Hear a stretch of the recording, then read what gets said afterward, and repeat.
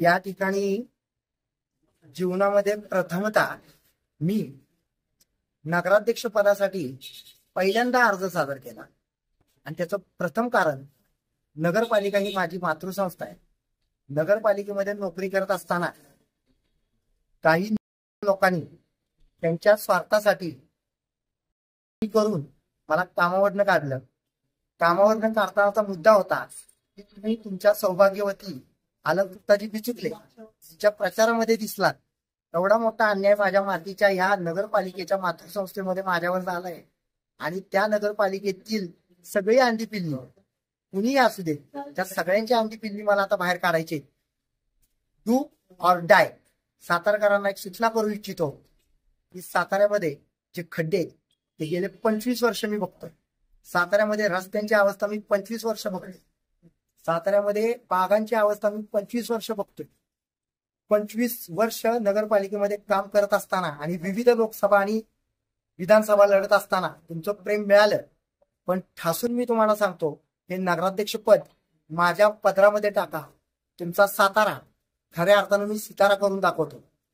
त्यामध्ये जाता जाता एक गोष्ट मी सांगेन की सातारामध्ये आमचे फार काय म्हणू त्याला आदर्श होते। अरुण काका गोडबोले गेले। अरुण काका गोडबोले त्यांना कोण काका म्हणत होतं आणि त्या काकांना 5 सलामी तरी द्यायला पाहिजे होती, ती सुद्धा दिली गेली नाही। वैभव गेलं साताऱ्याचं। अरुण काका गोडबोले, अरुण काका गोडबोलेंचे सर्व चाहते असतील, विश्वरत्न डॉक्टर बाबासाहेब आंबेडकरांचे सर्व चाहते असतील।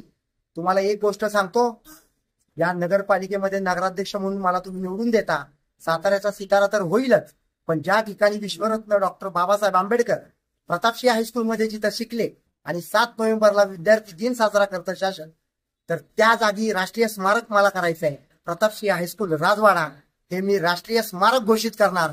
आज ही ग्वाही देतो आणि नगरपालिकेमध्ये मी शपथ घेतो, जर तुम्ही मला नगराध्यक्ष करता तर राजवाडा येथे असलेलं प्रतापसिंह हायस्कूल हे विश्वरत्न डॉक्टर बाबासाहेब आंबेडकरांना समर्पित करून ती जागा ताब्यात घेऊन त्या ठिकाणी डॉक्टर बाबासाहेबांचं मी राष्ट्रीय स्मारक उभारणार।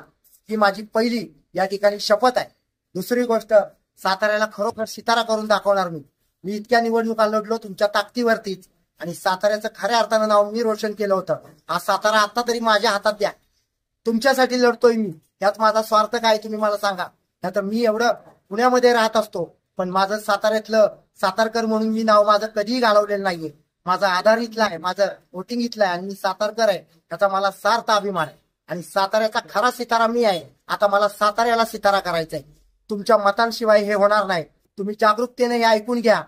बाकी असलेल्या आमिषांना कुठल्याही बळी पडू नका।